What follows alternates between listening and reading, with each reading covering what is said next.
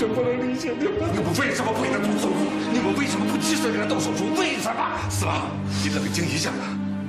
出了这样的事情，我们跟你一样，心情都很难过。可是你也知道，没有家长的同意，我们没有任何权利做出决定。小超的监护人是他的妈妈，请问这里是法院还是医院？我不能理解。这个决定是我做出的。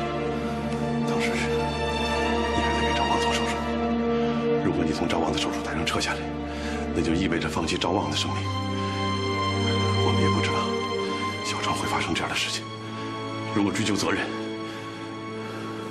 我来承担。不要说了，院长，外边已经闹起来了。谁搞的？你呀！他一直在追问，出了这么大的事，谁敢瞒呢？人在哪儿？在协谈室。你们在这安慰死吧，我去处理一下。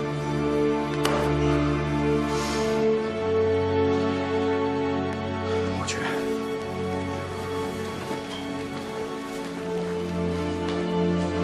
你让我去看看孩子，我求求你，你让我去看看孩子，司马光明的，你告诉我司马光明在哪儿？我求求你了，你让我看看孩子，可别来了。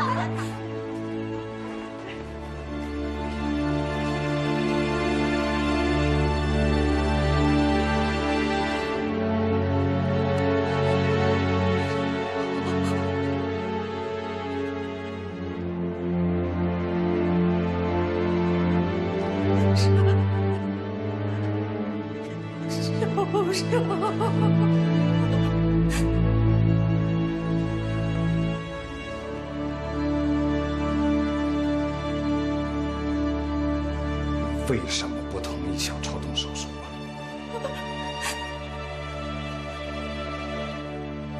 为什么？你怎么这么愚蠢呢？真是问透了，我为什么不看好他，盯紧他，拦着他，不让他见你？这一切都是你的错。你为什么要去学校看呢？你为什么要勾着他出来偷偷见你？千方百计的不让我接他上下学。我明明知道他是想甩掉我，出来偷偷的见你，我为什么不拦着他？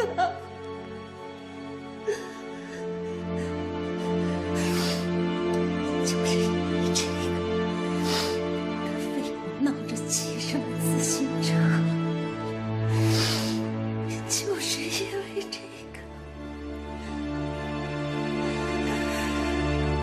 如果他不是要骑着车来医院看你做什么手术，他就不会被扯住。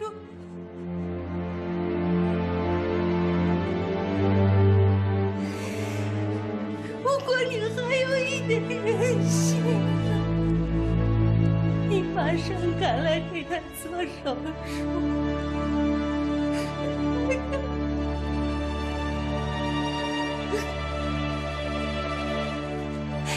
我为什么要相信你啊？我为什么等着你给他做手术？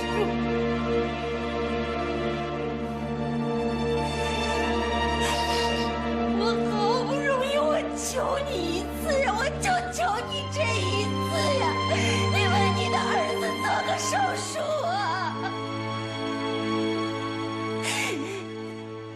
你怎么就？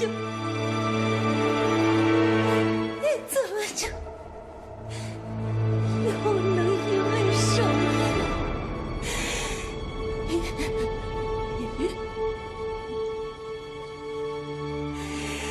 你为什么就不能给自己的儿子做一次手术呢？你就让他这么走了？啊！你还着！快送医教室！去诊断，快！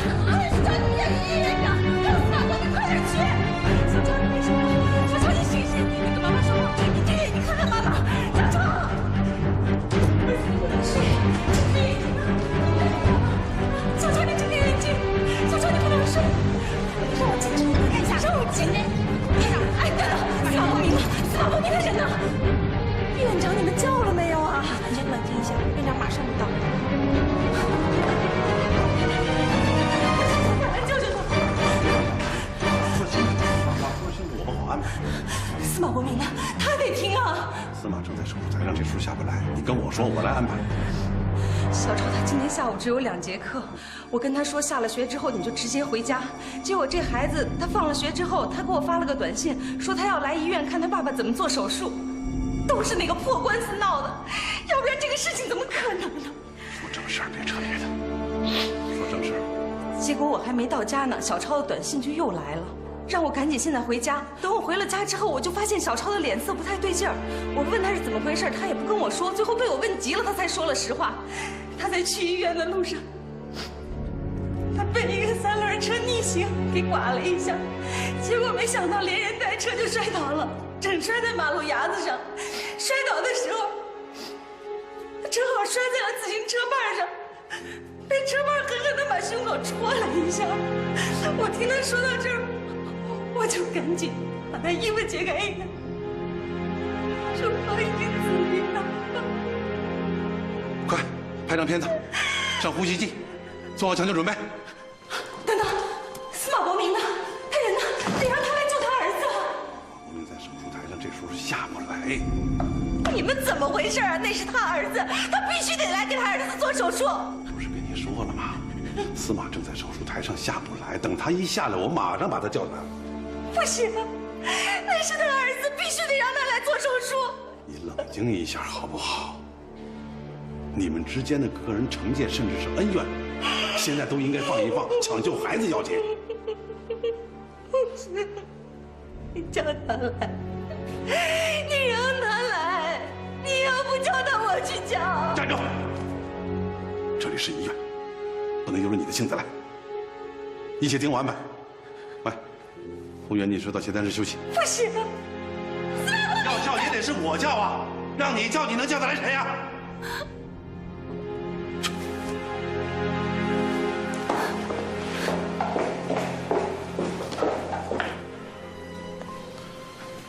院长，去中心手术室，看看手术完了没有。手术没完，把孩子扛叫这儿来。赵小旺、小超2套性命都要保住，明白了吗？知道了，院长。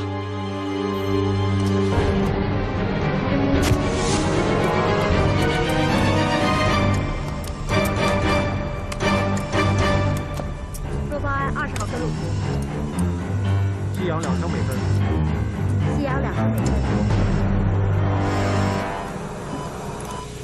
捏着。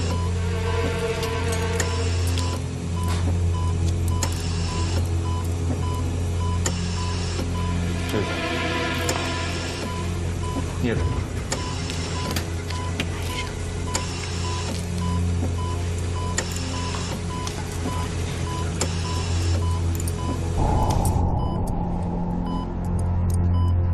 没事。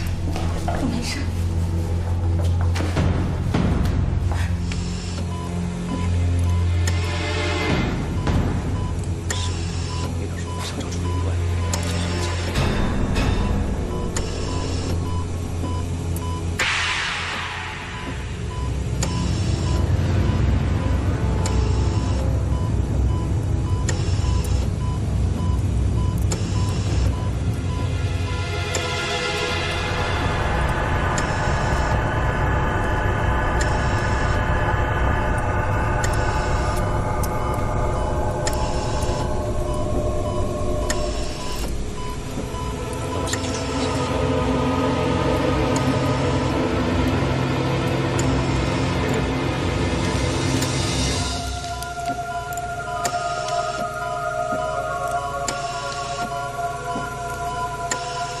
注意力集中。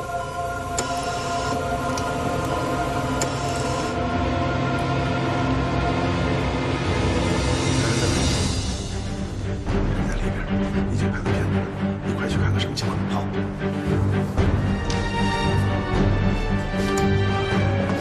院长，你可别累坏了，要不要回办公室休息一下？这个时候我能回办公室吗？你别跟这儿戳着，赶紧去中心手术室，盯着司马光明，他手术一完，马上把他叫到这儿来。是，院长。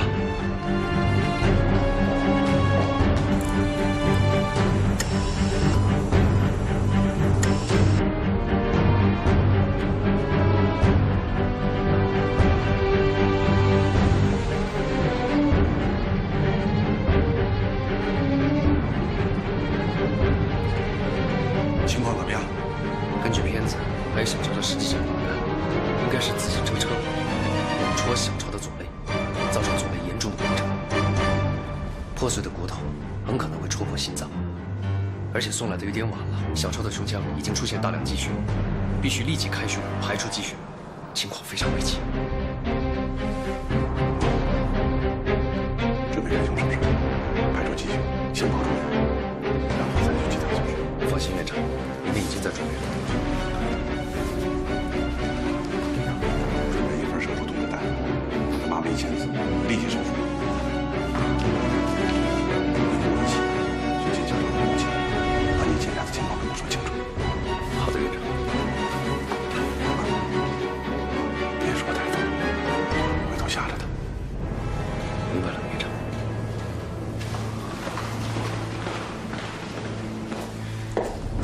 您别着急，您坐一会儿。司马伯明呢？他来了吗？我已经派人盯着他手术一完马上就到这儿来了。这是韩子航医生，他刚刚检查完小超的情况。小超现在怎么样了？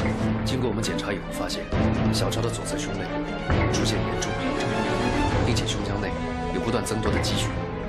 从目前的情况看，我们必须尽快进行手术，排除积血，才能不至于让小超的生命出现危险。院长，我跟你说，这是手术通知书，是通行版本的。你签文字再仔细看一眼一样。你签文字，我马上给小超做手术。不行，司马伯明不在这儿，我不签。你冷静一下行不行？你是孩子的监护人，你不签字，我们没有任何权利给患者做手术，你懂吗？给我儿子做手术的必须是司马伯明，他来这儿我就签字。我不是跟你说过了，司马伯明在手术台上。这位韩医生刚才跟司马伯明在一起，是我愣让人把他叫过来，让他给小超做手术，保证小超不出问题。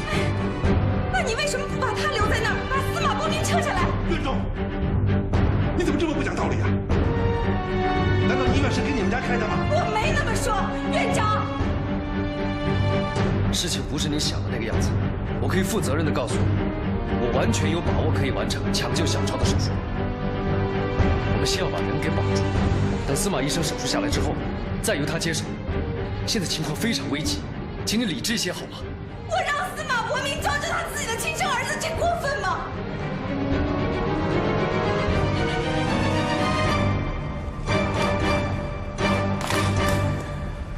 仔细想一想，想清楚现在的紧急情况。不签字不能做手术，万一出了问题，那后悔就来不及了。我说过了，司马伯明来了我就签。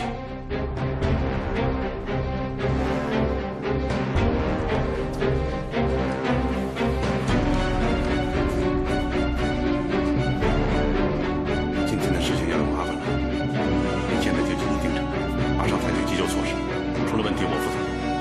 放心，我会尽全力。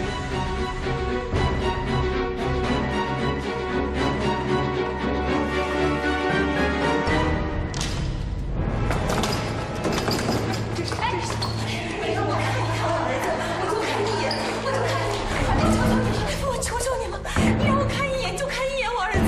是你先冷静一点，我劝你立刻签下手术通知书，我们会尽全力的抢救小超。要知道，如果你不给我们这个权利的话，我们就无权对小超进行下一步的抢救措施，这样拖下去非常危险。你明白我的意思吗？既然你看得这么清楚，为什么从手术台上下来的不是司马伯明，而是你？为什么你不能留在那儿，让司马伯明到这儿来救救他儿子？到底是为什么？为什么他能对他自己的儿子都见死不救？为什么？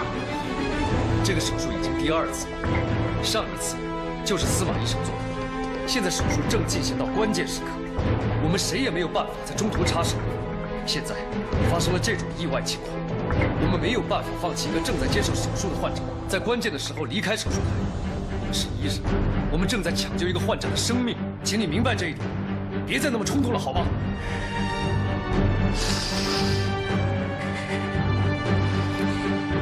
我儿子的手术，我要司马伯明来做。小超就是为了看他父亲做手术才出车祸的，对吗？他作为父亲，他必须须为儿子做这件事儿，要不然儿子醒来他没法交代，你明白吗？司马伯明不来，签字了。你不能这样。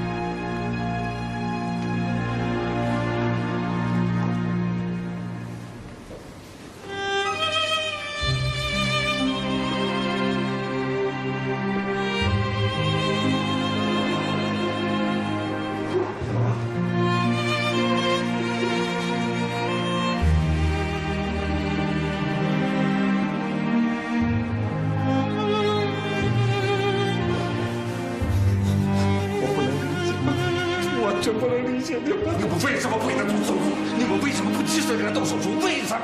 司马，你冷静一下啊！出了这样的事情，我们跟你一样心情都很难过。可是你也知道，没有家长的同意，我们没有任何权利做出决定。小超的监护人是他的妈妈，请问这里是法院还是医院？我不能理解，这个决定是我做出的。当时你还在给赵旺做手术，如果你从赵旺的手术台上撤下来，那就意味着放弃赵旺的生命。我们也不知道小超会发生这样的事情。如果追究责任，我来承担。不要说了，院长，外边已经闹起来了。谁搞的？你呀！他一直在追问，出了这么大的事，谁敢瞒呢？人在哪儿？在协谈室。你们在这安慰司马，我去处理一下。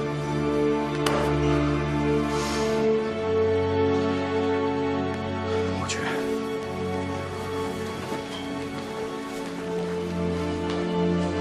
你让我去看看孩子，我求求你，你让我去看看孩子，司马伯明呢？你告诉我司马伯明在哪儿？我求求你了，你让我看看孩子，别来！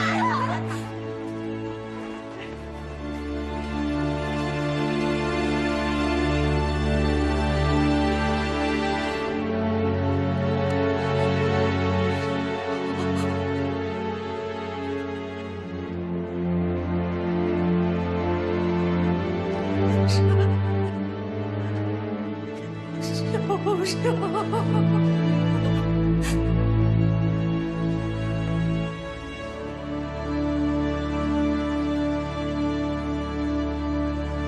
为什么不同意小超动手术啊？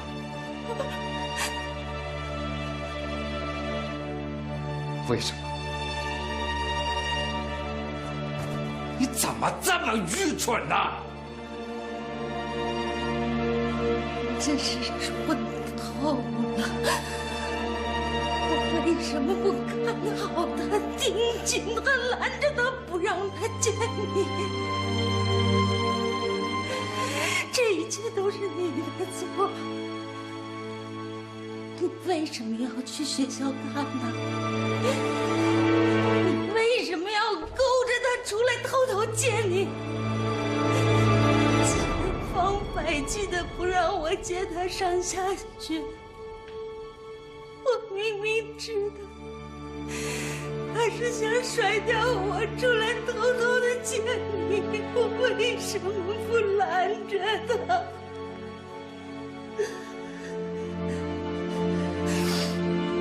就是你这个，他非要闹着骑什么自行车，就是因为这个。如果他不是要骑着车来医院看你做什么手术，他就不会被扯住。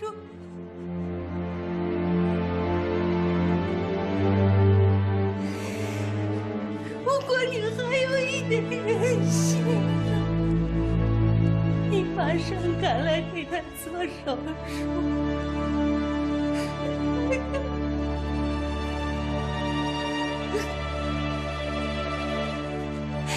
我为什么要相信你啊？我为什么等着你给他做手术？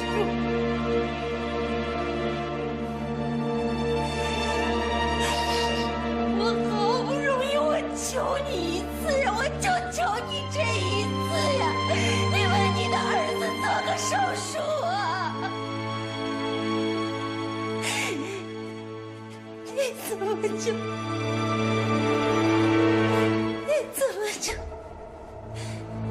又能因为手语？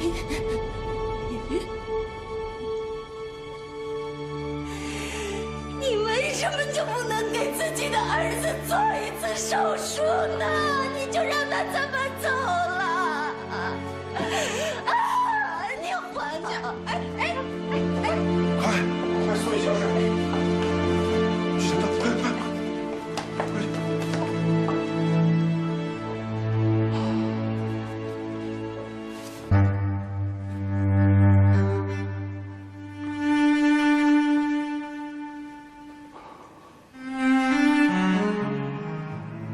司马，节哀顺变吧。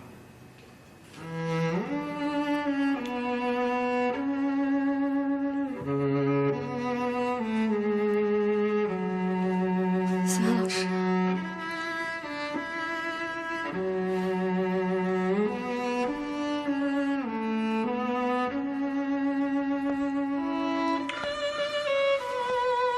你去哪儿啊？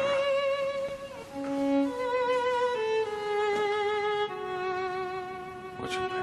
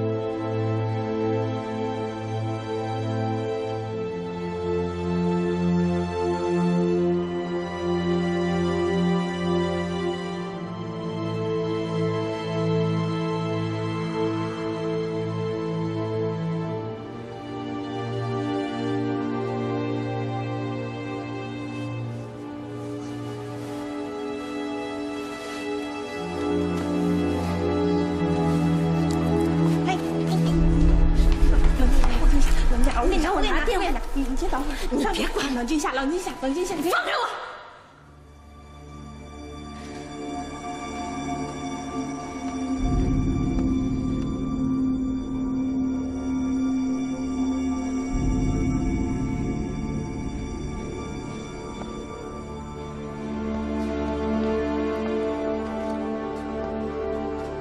韩医生，你说这事儿该怎么跟司马老师说呀？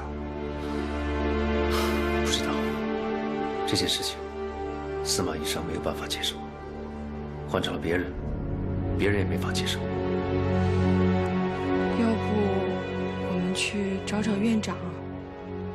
这么大的事情我们都知道了，院长会不知道？我估计院长正在想，怎么跟司马医生说这个事情。这纸里包不住火呀，这不是往司马老师心里的伤口上又撒了一大把盐吗？弄不好再出点别的事儿。你拍点好行不行啊？啊？你干嘛冲着我来啊？你以为我心里好受啊？这不是总得想个办法吗？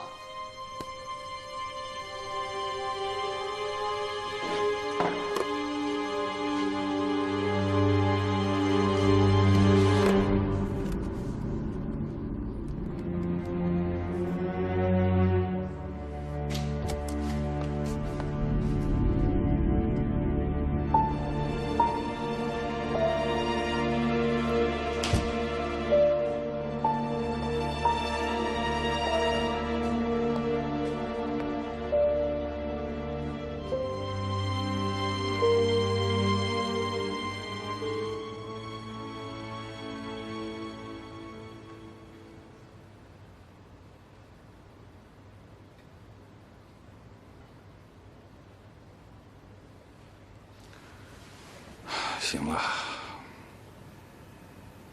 都别这样，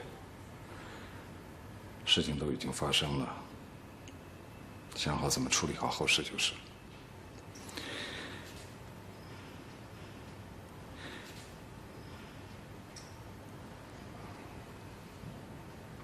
你们看你们一个个这状态，那么多病人都等着我们，这种状态怎么上手术台？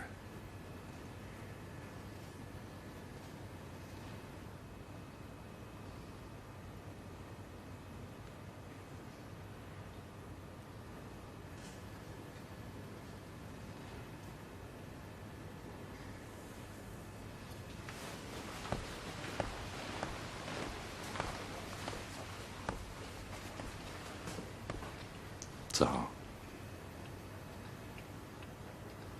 怎么了？我不知道该对你说什么好。是不是又出什么事儿了？没有。到底是怎么了？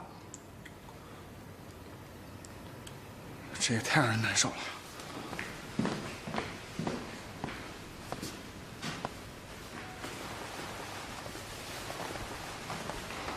任秋，你告诉我出什么事儿了？司马老师，在您进门之前，我们一直在商量，可谁都不知道该怎么跟您说，都快憋死谁了。任秋，说。司马老师，您可千万别动气啊！刚才殡仪室来电话了，说小超的妈妈找了个律师把小超的遗体接走了，殡仪室的人实在是拦不住他。小超的妈妈还不让殡仪室的人把这事告诉你。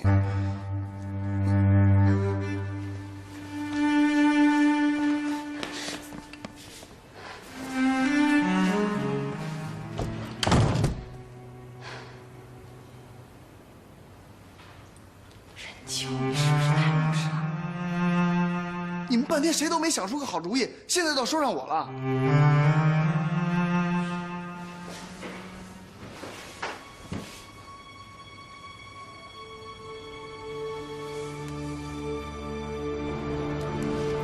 喂，你好，是我。小超现在在哪？我在给我儿子办后事，我要给他找一个清清静静的地方。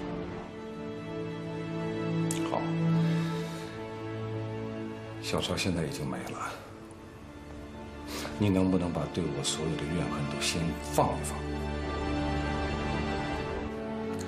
我是他的父亲，我有权知道小超葬在哪里。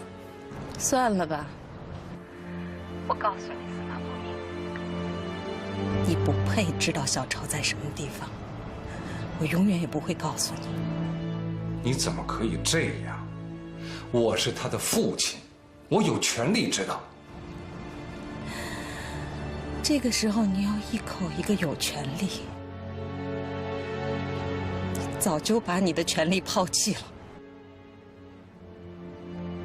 你听好，我不准他去世以后你还去打扰他。我要让我的儿子在一个没有你出现的世界里安息。这一切都是你造成的，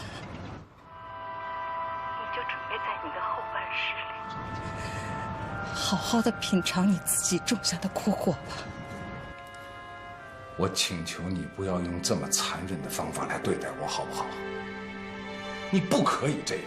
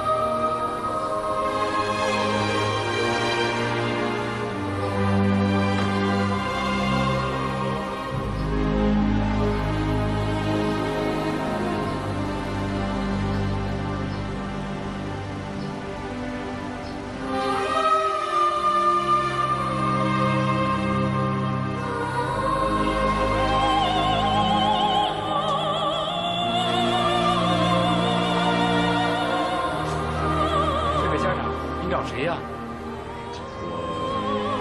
今天周日，校长和老师啊都不在。我儿子以前在这儿上学。他在哪个年级？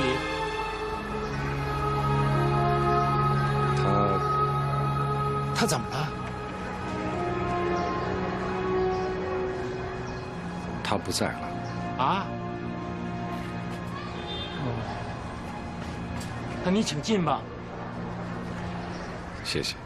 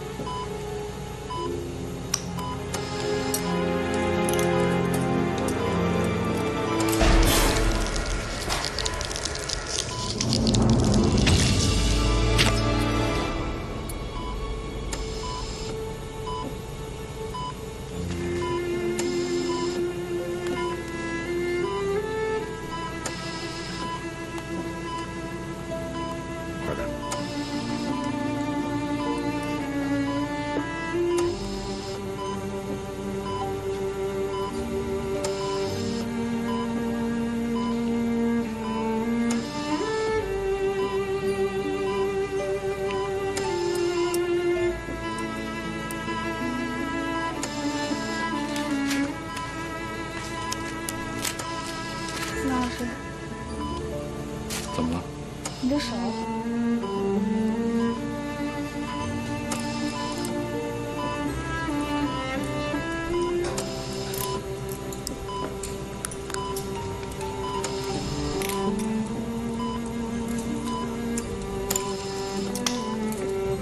继续。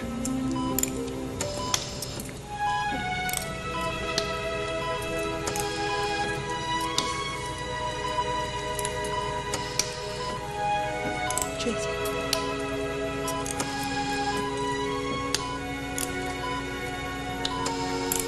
注意力集中。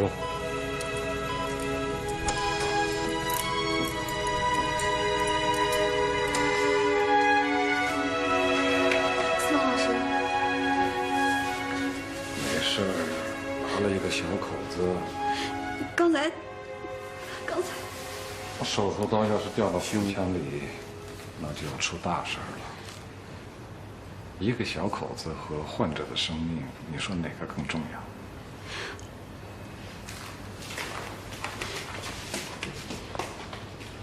都重要。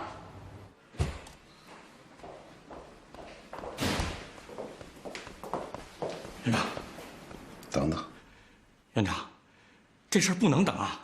什么事儿？司马医生在手术台上主刀的时候，患者的小血管突然崩裂，血柱崩到司马医生的眼镜上，他下意识躲了一下，结果手里的手术刀突然滑落。啊！司马医生呢一下子握住了手术刀，防止了一起手术刀滑落到患者胸腔里的恶性事故。跟我这儿大喘气呀！患者没事吧？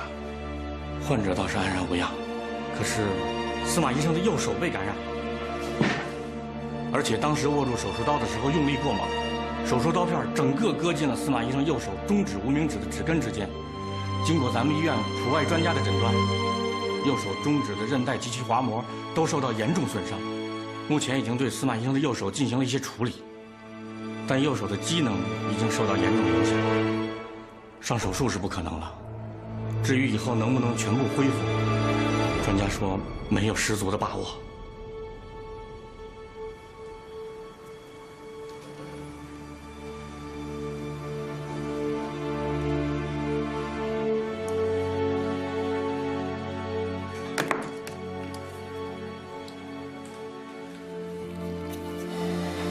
院长，院长，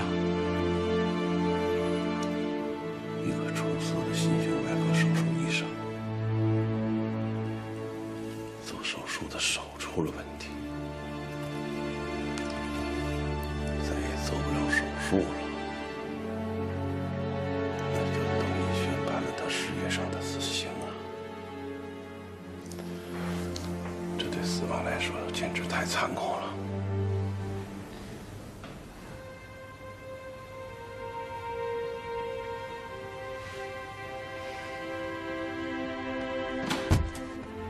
怎么样？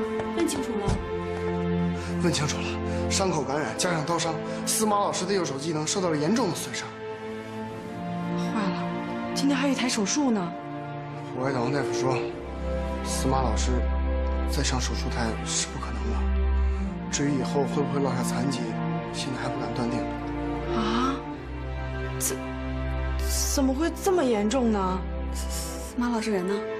不知道啊，我转了一大圈儿，普外的神经科、感染科我都转了，就是没见着他人影。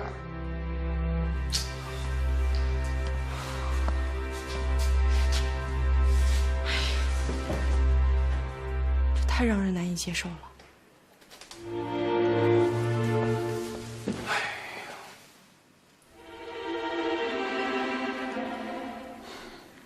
司马老师要是上不了手术台，就等于把他坚持的一切全都给剥夺了。你们说，司马老师的手出现这么严重的问题，那以后会不会让司马老师离开心胸外科？不会吧？这哪是我们能知道的事儿啊？那要不我们去找院长，咱们求院长让司马老师别离开。走。院长，院长，院长，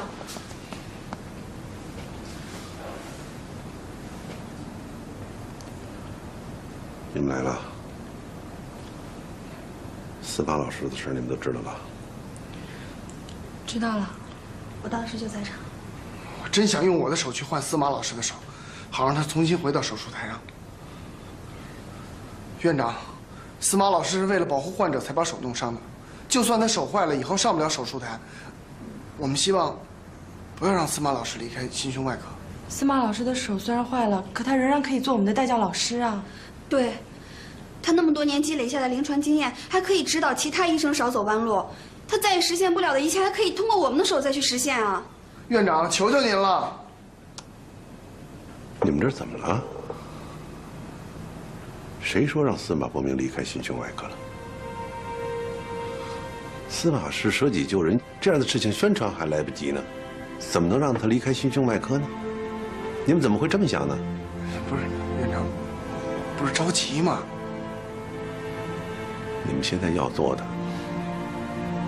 一是要向你们司马老师好好学习，二是要配合韩医生，继续努力工作，继续对患者尽职尽责。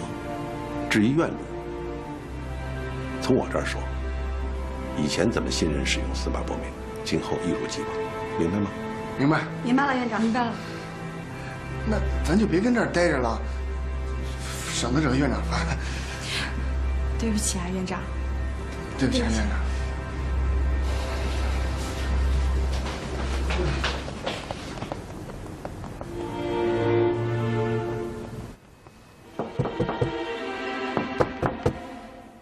师兄，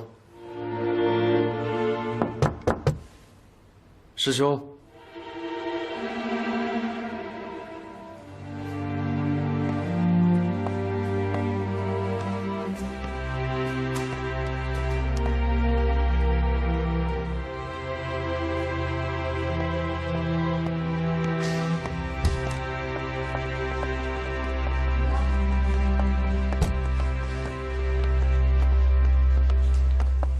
这门从来都不关的呀。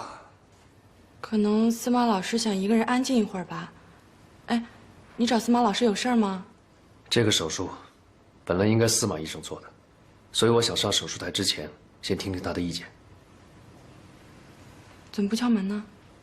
我敲过了，可能这个时候会打扰他吧。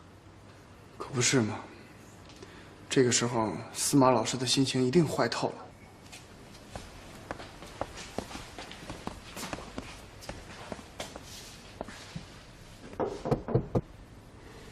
司马老师，我是龚凡。我们大家都在外面呢，您把门打开，我们想跟您聊聊天儿。您听到了吗？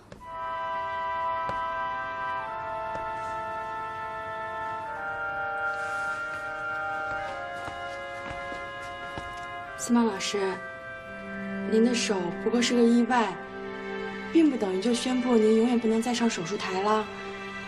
您别难过，您还是我们的带教老师，我们还都继续等着您教我们呢。是啊，司马老师，有您带着我们心里有底。您可千万不能离开我们呀！手坏了，眼睛跟嘴没坏，你还能看还能说呢。手的事儿不是还有我们的吗？我们动手，您就负责说说道道就行了。别说了。好了，让他安静一会儿吧，手术时间快到了。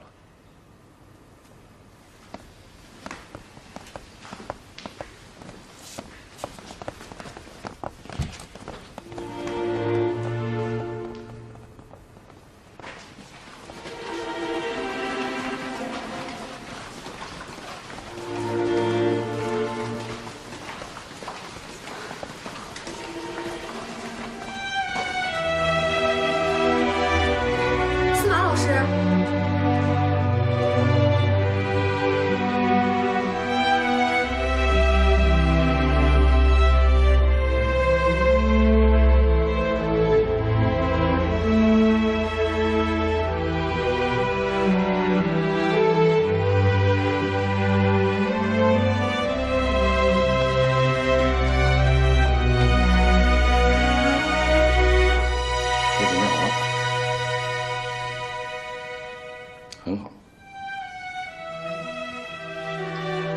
知道，你们不希望我离开，是不是？你看我多善解人意，所以我没离开，我一直在。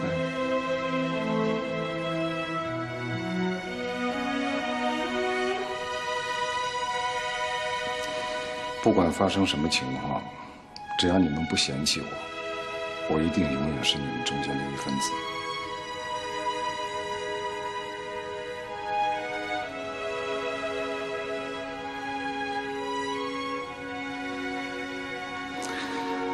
干嘛干嘛？这都是干嘛呀？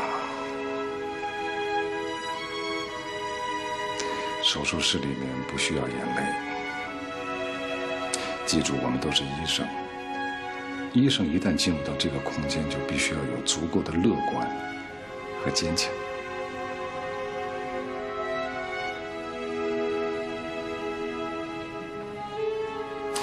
你们一定能明白我的意思。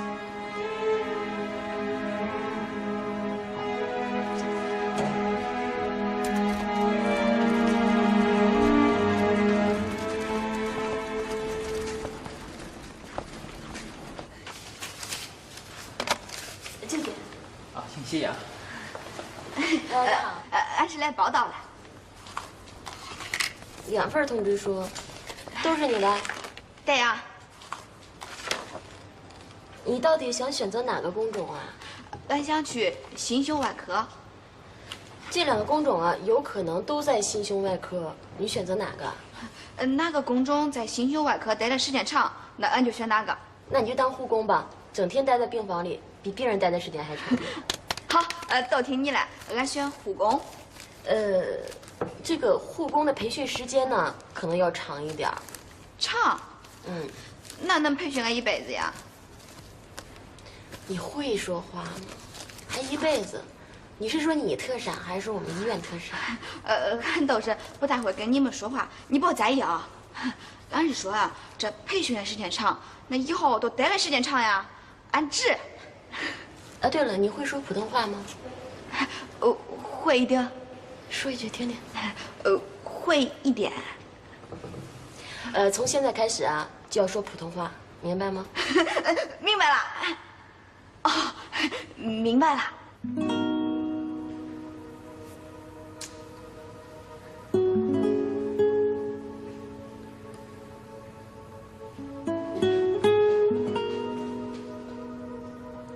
你在干嘛呢？司马老师那只伤手呀，包扎的实在是太不像样了。我在找一种可以用一只手包扎另一只手的方法。你有高招吗？给你看看这个，试试这个自粘式绷带，应该好用得多。哪儿弄的？普外运动创伤科有的是。我怎么没想到呀？机器人也有没有想到的呀？哎呦，太荣幸了。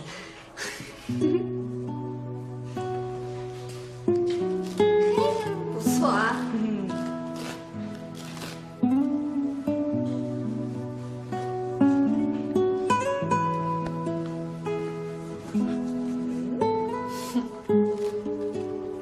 哟，你手也坏了？嘿，你这乌鸦嘴，你手才坏了呢。那你们这是干嘛呢？我们呀正在研究一种单手操作的自粘式绷带包扎法，等研究的差不多之后，准备隆重推荐给司马老师，好让他省点事儿啊。是关山同学开动脑筋，从普外运动创伤科找来了自粘式绷带，使单手操作变得既简单又迅速。好好学着点吧，不爱动脑筋的任秋医生。是，不爱动脑筋的任秋是应该好好学着点。可任秋医生在向关山医生跟龚凡医生学习之后，发现你们这种包扎方法虽然简单迅速，可并没有考虑到司马老师的具体情况。什么具体情况？他的手得动吧？你能保证司马老师的手从早到晚一动不动吗？只要动，就会对他的恢复产生不利的影响，必须相对固定一段时间。那也不能打石膏啊。打石膏那还叫相对固定吗？不爱动脑筋的任秋医生认为，可以采用比较先进的、科技含量比较高的，既不影响手的功能，还能达到相对固定效果的方式和材料。卖什么关子啊？快说！二位美女，我劝你们啊，不管是这个思维方式也好，还是表达方式也好，你们都得改改，不要再用老眼光去看待任秋医生了。任秋医生不是有意要超过你们，而是在他开动了你们认为他不想开动的脑筋之后，发现如果把硅橡胶附着在运动创伤自粘式绷带上，不仅操作简单，而且还会起到相对固定的作用，对司马老师目前的状况最适用。你说的那东西有吗？隆重推出一下，我说的东西，这就是我说的。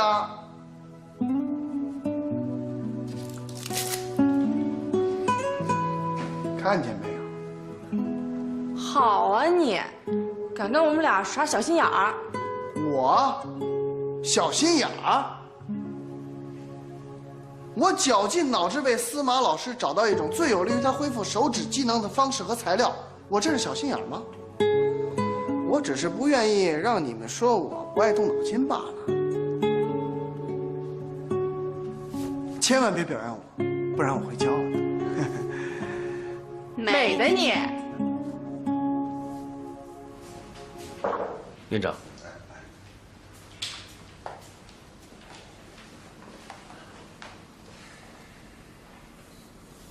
司马的情绪怎么样？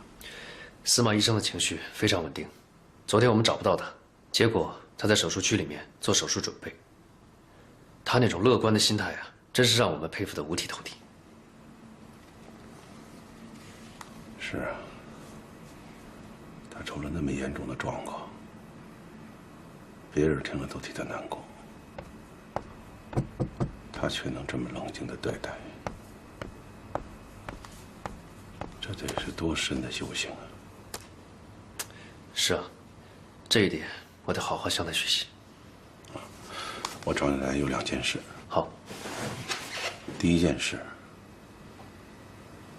关明海的病案由你来做，把司马伯明没做完的你做完，做好，有把握吗？我会尽力的，尽我全力。有不清楚的地方，多向你师兄请教。好的。第2件事，司马伯明心胸外科主任的职务，由你来代理。这怎么行啊，院长？司马医生出了那么严重的情况，这是他打电话跟我说的，要我出面和你谈，我答应了。院长，我从来没想过当一个领导，我只想做个好医生而已啊。你们怎么都这么说呀？能不能从大处想想啊？为院里分担一些工作，就累着你们了。我不是这个意思，我是说……行了，你下边的话我不想听了。如果还想说，就去说服自己，在我这儿就不用说了。院长，你怎么像变一个人似的？平时你不是挺好说话的吗？我实话跟你说吧，当初老院长在任的时候提拔我当副院长，我跟老院长说的，跟你跟司马说的一模一样，不光一样，我心里还觉着委屈呢。可是我后来想明白了，老院长说做医生需要自我牺牲精神，能够培养出好医生的领导，更需要有自我牺牲精神。这话我说到头了吧？自己想去吧。